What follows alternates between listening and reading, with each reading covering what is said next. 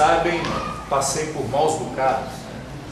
Tive um ano de 2015 muito complicado. Só de cirurgias foram 3, idas ao hospital foram 10, vou contando tudo, 11 dias no CTI, foi um negócio bravo.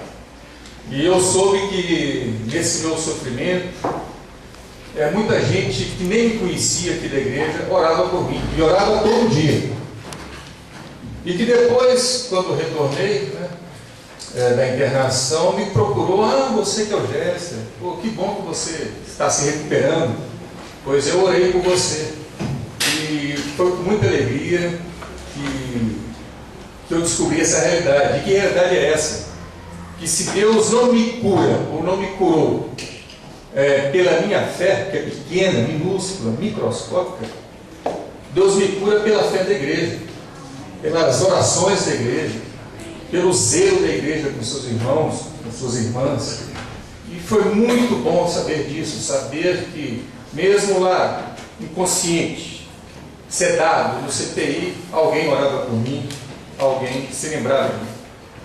E hoje é um dia muito especial, é o dia do aniversário da igreja, É o dia que a igreja tem que pegar fogo, literalmente. A igreja tem que estar de fogo, no bom sentido. Pois foi isso que aconteceu no Pentecostes, não foi? O Espírito não desceu sobre a igreja de Jerusalém como línguas de fogo, não foi isso? E a simbologia do fogo é muito forte na nossa tradição cristã, principalmente a partir do Pentecostes. Pois bem, irmãos, o fogo, como quase tudo na vida, é uma ambiguidade, algo do qual se pode extrair coisas boas e más, benefícios e malefícios. O fogo queima, destrói, desintegra, aniquila, mas também pode fechar feridas, desinfetar vasilhas, as nossas panelas, as nossas frigideiras, e pode também desinfetar instrumentos cirúrgicos, preparar alimentos, fazer um bom churrasco, Tudo isso do fogo nós precisamos, para tudo isso. O fogo é resultado da combustão, fenômeno físico-químico que possui 2 agentes: o combustível, que pode ser sólido, líquido ou gasoso, e o comburente, geralmente um gás, o ar, o oxigênio. Para que haja combustão é necessária a ignição, que pode ser a centelha, a faísca que sai do nosso acendedor de fogão, da pedra do isqueiro quando apertada, ou da vela do motor do carro. A palavra ignição também designa fogo, um fogo inicial, uma chama inicial, que dá a partida a um fogo maior. É por isso que damos a partida no carro com a chave de ignição, para que dentro do motor haja fogo. A chave de ignição faz com que a vela que está dentro do motor solte uma fagulha, uma faísca, e queime o gás que está lá dentro dos cilindros do carro, do motor do carro. Nos cilindros do motor está lá uma mistura de ar com gasolina, ou com ar de óleo diesel, por aí vai. Na cultura bíblica, o fogo eterno, e aí vem o lado mau do fogo, aspecto ruim do fogo. O fogo eterno é o destino dos condenados, dos perdidos, dos não salvos. Aquele que vai para o inferno, dele jamais sairá. O inferno é o lugar da condenação. O céu, por sua vez, é o lugar da absolvição, da salvação. O inferno é o lugar do sofrimento incessante. O céu, por sua vez, é lugar de gozo, de prazer, de delícias, do prazer de estar na presença do Senhor eternamente. Pois bem, feita essa introdução, vamos ver um dos 2 textos que eu separei para a nossa reflexão. Mateus 9, versos 42 a 48. Desculpa, Marcos, Evangelho de Marcos, capítulo 9, versos 42 a 48. Então vamos lá. Qualquer que escandalizar um desses pequeninos que creem em mim, melhor lhe fora que lhe pusessem ao pescoço uma mó de atafona. Atafona é o moinho, a pedra do moinho. E que fosse lançado no mar. E se a tua mão te escandalizar, corte-a. Melhor é para ti entrares na vida aleijado do que, tendo duas mãos, ires para o inferno, para o fogo que nunca se apaga, onde o seu bicho não morre e o fogo nunca se apaga. E se o teu pé te escandalizar, corta-o. Melhor é para ti entrares coxo na vida do que, tendo dois pés, seres lançado no inferno, no fogo que nunca se apaga, onde o seu bicho não morre e o fogo nunca se apaga. E se o teu olho te escandalizar, lança-o fora. Melhor é para ti entrares no reino de Deus com um só olho, do que tendo dois olhos, seres lançado no fogo do inferno, onde o seu bicho não morre, o fogo nunca se apaga. Repararam na insistência dessa expressão? O fogo que nunca se apaga, o bicho que está dentro de você que nunca morre. A passagem de Marcos que acabamos de ler é bem característica do autor. Economia de palavras, estilo rude, incisivo. Marcos, ou João Marcos, companheiro de Paulo e Barnabé em viagens missionárias, parece ter descoberto a certa altura da vida que ele era mais pedreiro do que Paulino. Marcos, ao que parece, era mais chegado a Pedro do que a Paulo. Tanto é que, não sei se vocês estão recordados, houve uma discussão entre Barnabé e Paulo muito dura por causa de quem? Por causa de João Marcos, né? O Novo Testamento parece demonstrar que a briga de Paulo com Barnabé muito provavelmente ocorreu porque o sobrinho de Barnabé, João Marcos, já havia passado a ser companheiro de Pedro, com quem tinha mais afinidade. Em 1 Pedro 5,13, Pedro chama Marcos de filho. E Pedro, como bem sabemos, era homem de poucas palavras e muitas ações. O microfone está variando. Pedro, homem de poucas palavras e muitas ações. Ora, aqui nós temos Jesus no início do seu ministério, operando milagres, a curar doentes e a expulsar demônios. Interessante como o Evangelho de Marcos, o mais antigo, fonte dos demais, é duro, seco, incisivo, cru. Não faz concessão de linguagens, não doura a pílula, e por aí vai. É o mais, digamos, politicamente incorreto dos evangelhos. A nossa tradição liberal tem evitado falar de inferno e até mesmo de pecado. É próprio do nosso liberalismo teológico. Mas Marcos não vivia nos tempos do politicamente correto. Os tempos de hoje jamais propiciariam que alguém escrevesse algo como a Divina Comédia Humana, do escritor florentino Dante Alighieri. No inferno, Dante coloca todos os seus inimigos e as pessoas que ele mais desprezava. Hoje a Divina Comédia seria considerado um poema maledicente, um panfleto, uma infâmia que se faz para atacar pessoas, atacar os afetos, né? Jesus, porém, nesse texto, estava a dizer que qualquer um que escandalizar um pequenino, alguém que cria nele com singeleza de coração, iria para o lugar onde o seu bicho não morre e o fogo nunca se apaga. Um bicho a te devorar permanentemente por dentro e um fogo que nunca se apaga. Evidentemente, hoje a história refuta essas duas afirmações. Não é possível. Não é possível um bicho que viva para sempre, nem um fogo que nunca se apaga, né? O Sol, por um processo de fusão nuclear, está queimando hidrogênio há milênios. Mas um dia ele vai se apagar. O Sol, o astro-rei, né? Um dia ele vai se apagar. Mas o Sol está no céu, no firmamento, ao passo que o inferno está nas profundezas da terra.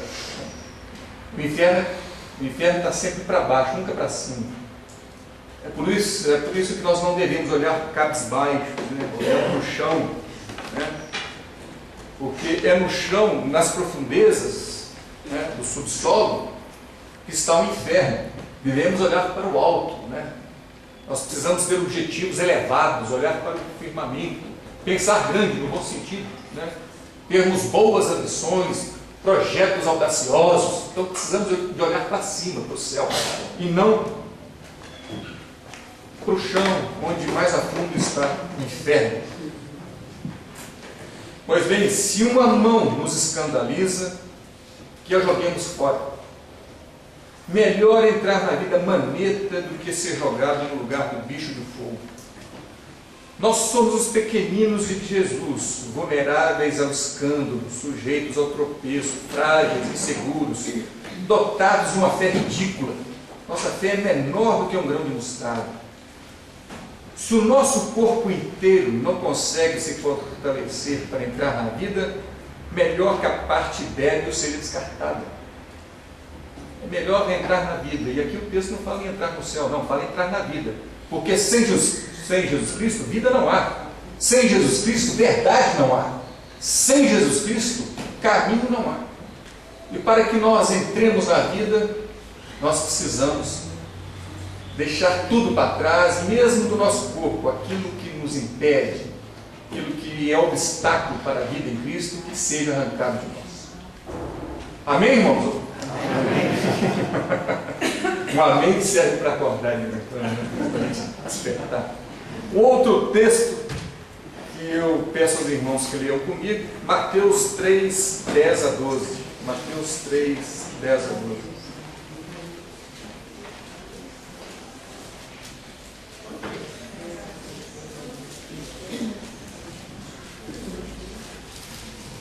E também agora está posto o machado à raiz das árvores. Toda árvore, pois, que não produz bom fruto, é cortada e lançada no fogo. E eu, em verdade, os batizo com água para o arrependimento. Mas aquele que vem após mim é mais poderoso do que eu, cujas alparcas não sou digno de levar. Ele vos batizará com o Espírito Santo. Ele vos batizará com o Espírito Santo e com fogo. Em sua mão tem a pá, e limpará a sua eira, e recolherá no celeiro o seu trigo, e queimará a palha com fogo que nunca se apagará. Ele vos batizará com o Espírito Santo e com fogo. Aqui temos João Batista, o precursor, aquele que batizava com água, a falar de Jesus, o que haveria de batizar com o Espírito e com fogo. Esta é uma das passagens preferidas dos nossos irmãos pentecostais. Para eles não basta batizar com água, como fazemos aqui na segunda igreja. Há que se batizar com o Espírito Santo, batismo com o Espírito Santo. É necessário, portanto, falar em línguas estranhas, pois o Espírito se manifestou à igreja de Jerusalém como línguas de fogo. Daí a dupla representação da alegoria das línguas, no conhecido texto de Atos 2. Representam as línguas de fogo, o Espírito e a variedade idiomática, as várias línguas que o povo passou a falar. Então, quando o Espírito desceu sobre a igreja de Jerusalém, como línguas de fogo, o próprio povo ali reunido passou a falar em línguas estranhas, né? Então aí existe uma dupla representação, um duplo simbolismo do que foram as línguas naquele evento. Na nossa teologia da Igreja Reformada, abarcamos toda essa realidade do batismo trinitário, sacramental. Juntamos tudo, batizamos sim com água, mas também batizamos em nome do Pai, do Filho e do Espírito Santo. Então o nosso batismo também é com o Espírito Santo. Se falamos em línguas ou não, é uma outra questão, é um detalhe menor, né? Podemos também dizer que batizamos com fogo, pois os nossos corações se aquecem com o fogo da alegria quando alguém é batizado entre nós. tal como acontece frequentemente na segunda igreja. Ficamos alegres ou não, irmãos? Aleluia. Nossos corações ficam aquecidos ou não? Que bom. Isso acontece comigo, sempre. Graças a vocês, graças à comunidade. Mas o fogo também é tido no texto que acabamos de ler como lugar onde se joga a árvore que não produz bom fruto, ou galho que não produz bom fruto, né? E onde se queima a palha descartada. Eu não sabia o que significava exatamente a palavra eira nesse texto, né? E a gente ouve bem aquela expressão, sem eira nem beira. Lá em Tiradentes me explicaram a origem dessa expressão, né? É porque nas casas, me ajuda isso, não sei se eu estiver errado, as casas dos ricos tinham eira e beira, né? Tinha aquele telhado, aquela espécie de uma marquise e uma beira, que eu já esqueci o que é, né? Mas essa eira aqui não é exatamente desse tipo. É uma espécie de um quadrado de terra batida ou cimentado, né? Um piso cimentado, na qual se espalha o trigo, se espalha o milho, né? E tira o fruto. Pois bem, esse trigo ou esse milho, né? Deixa uma palha, deixa um refúgio, um resto. Esse resto é queimado.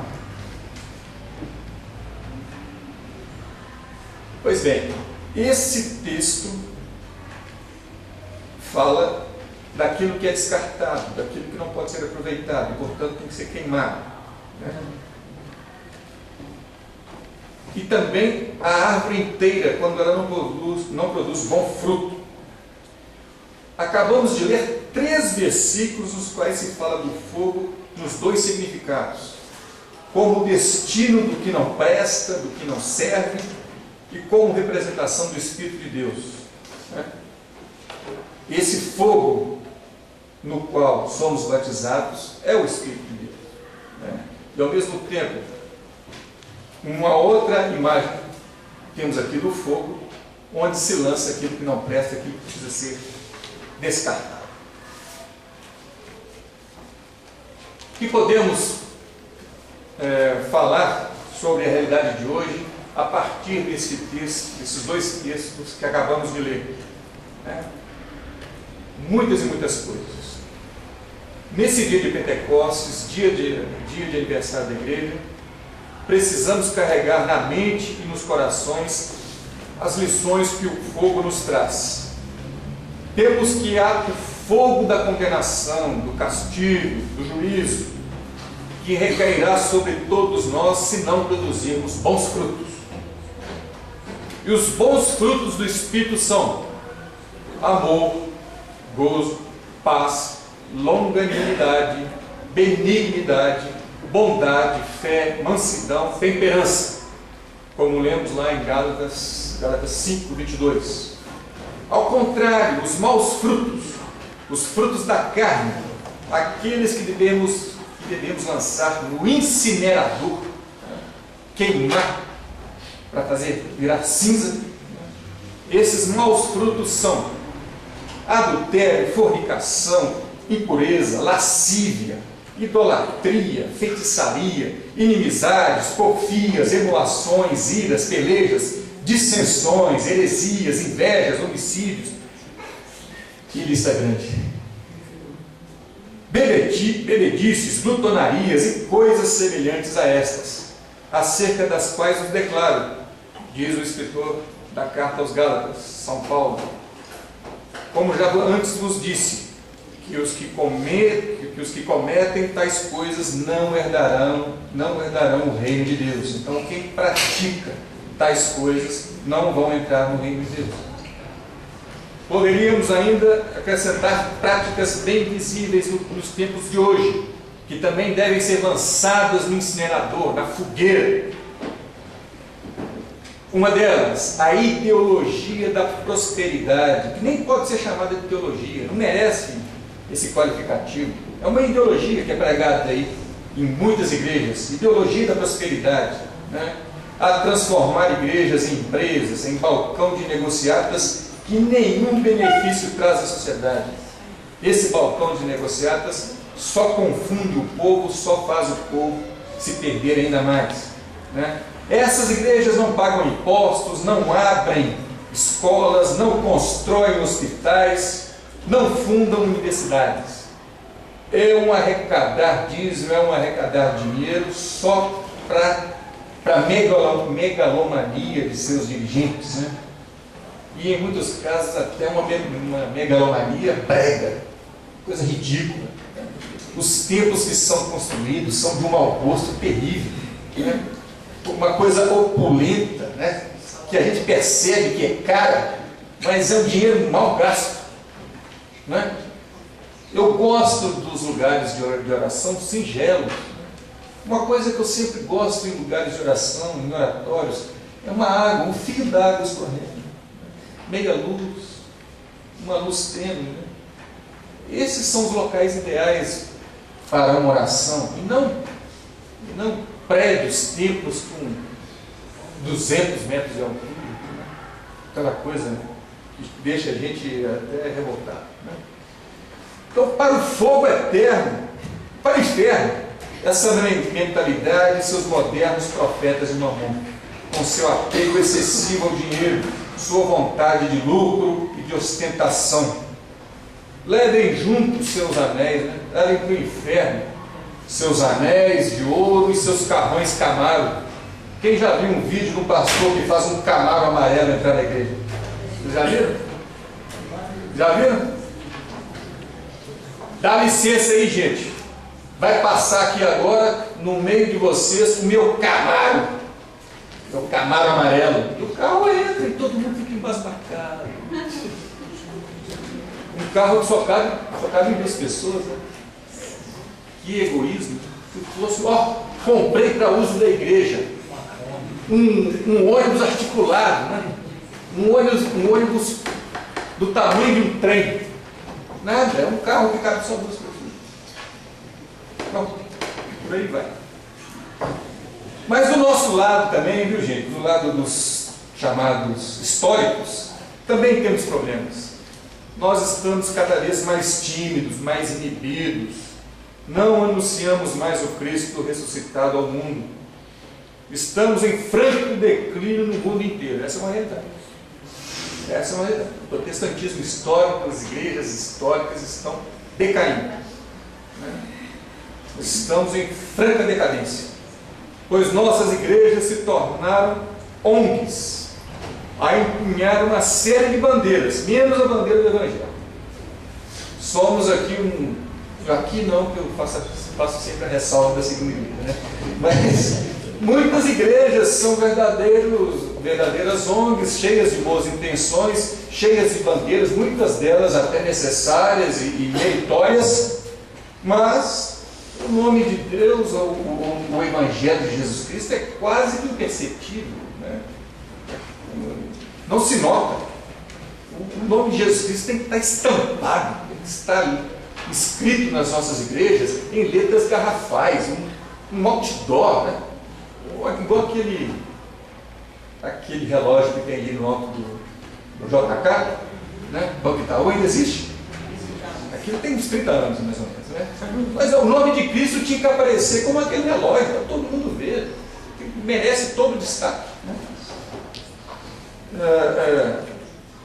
Então nós precisamos explicitar a nossa identidade cristã, como disse São Paulo, em tempo oportuno, em tempo inoportuno, convindo ou não convindo, né? Sendo conveniente ou não. Essa questão de conveniência também é outro problema, né? Deus é que sabe quando convém e quando não convém falar de Jesus Cristo. Mas isso é outra história. Prometi 20 minutos, mas já passou um pouco mais, né? Foi da pauta do nosso conselho como reduzir o tempo dos cultos, né? Eu acho que eu estou transgredindo um pouco essa orientação. Se bem que nós começamos atrasados. Ora, meus irmãos, não podemos ser como a igreja de Laodiceia, nem fria nem quente. Morna, podemos ser como a igreja de Laodiceia. O reverendo Jorge fez para nós aqui uma brilhante exposição do que significa cada uma das 7 igrejas do Apocalipse nos dias de hoje, né? E acho que em muitos casos nós parecemos, ou em muitas situações, nós parecemos com a igreja de Laodiceia, né? Nem fria nem quente, morna, né? É a igreja da indiferença, né? Do pessoal acomodado, igreja de aburguesados, né? De gente que vive só de renda, gente que não trabalha, né? Igreja de preguiçosos, né? Não podemos ser essa igreja, não podemos definitivamente ser essa igreja morna, né? E o próprio texto lá de Apocalipse fala, numa certa versão, recobre o fervor, recobre o calor e converta-te, né? Converta-te deste caminho. Esse caminho não é um caminho salutar. Uma igreja não pode ser morna. Essas são as palavras de Apocalipse 3,19. Quem quiser conferir, pode conferir. Em outras versões ou traduções, a palavra fervor é trocada por zelo. Mas aí, sede zelosos, né? Mas acho que aí o texto perde um pouco da sua força. A melhor tradução é sede fervorosos, não sede zelosos. Zelo todos nós temos que ter, de alguma forma, até com o nosso próprio corpo, né? Pois bem, meus irmãos, hoje é o dia de retomar o fervor. Igreja boa, igreja acolhedora, é igreja de fé, igreja quente. E como não ferver sem o fogo do Espírito? É preciso então que a igreja esteja de fogo. Igreja boa, igreja de fogo, no bom sentido. Não foi isso que disseram da igreja de Jerusalém no Pentecostes? Esse povo está bêbado, esse povo está cheio de vinho. O sinal hoje, as palavras de envio, coincidentemente, ou pela iluminação do Espírito, tem a ver com isso, né? Esse povo está bêbado. Ao que Pedro retruca: não, gente, nós não estamos bêbados. São 9 horas da manhã. É isso. Como é que alguém pode estar bêbado às 9 horas da manhã, né? Vocês já repararam no tanto que bêbado é caloroso? Vocês já repararam? Cheio de afeto, né? Abraça, beija, fala eu te amo, eu te considero demais. Não é isso? Não? Você passeia de patinete no meu coração. Eu te amo. Vocês já viram como é que é?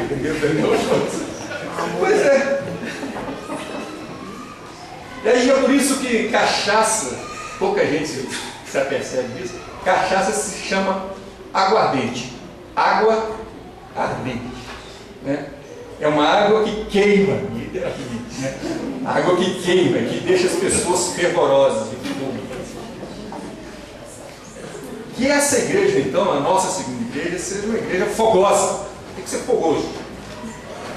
A igreja que nos tornamos, ou que poderemos nos tornar, de gente acomodada em bancos, liturgia pesadona e imobilizante, deve se transformar numa igreja dinâmica, laboriosa, trabalhadora, desde já e a partir de agora. É mais ou menos como ser pai. Eu, no meu caso pelo menos, a gente aprende a ser pai sendo pai. Filho vem com uma nova instrução.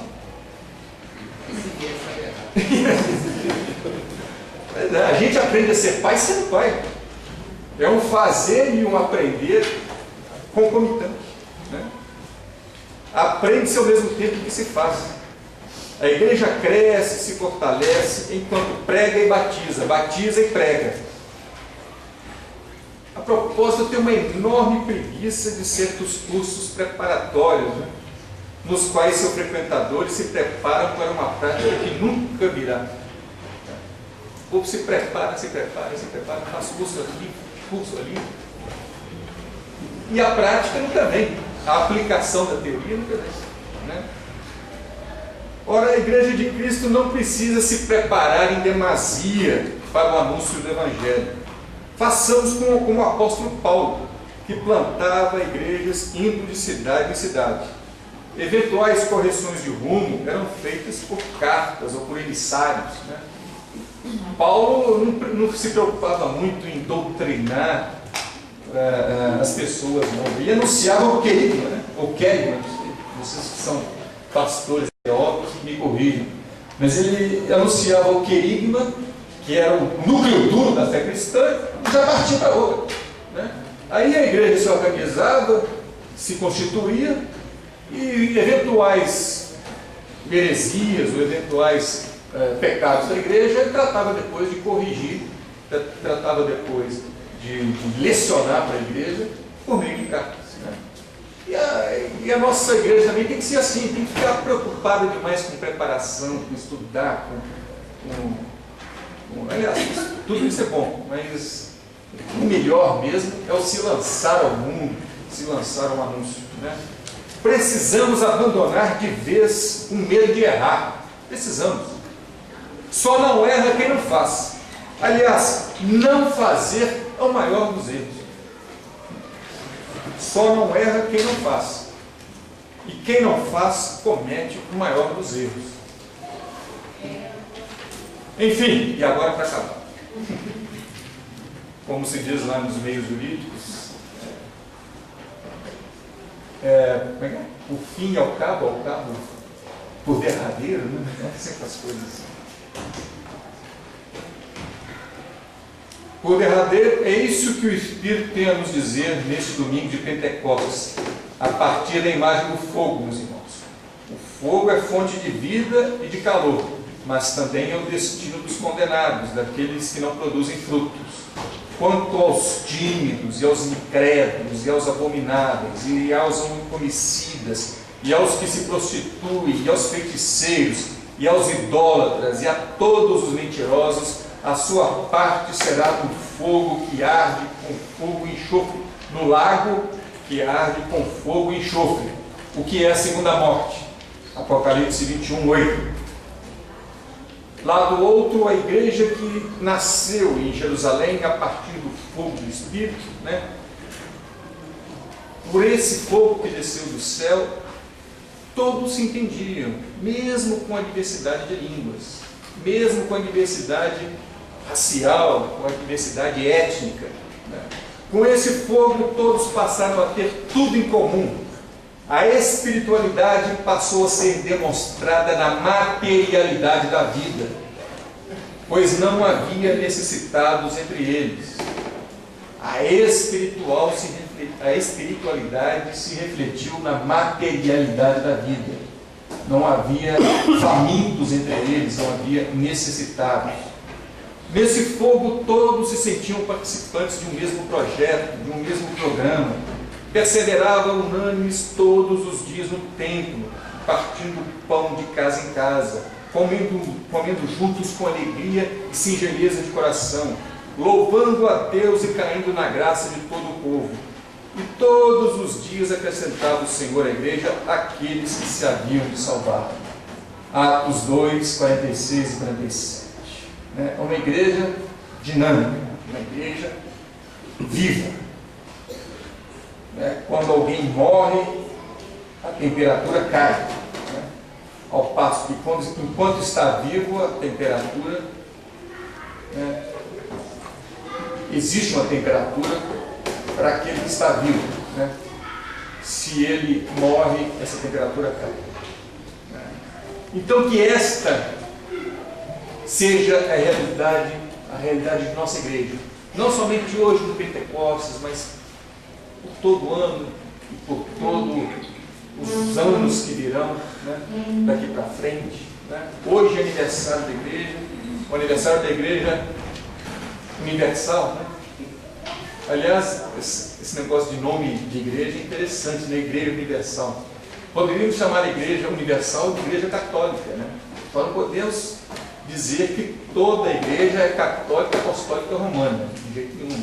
Mas a igreja boa, ela é universal, tem que ser do reino de Deus, senão não é.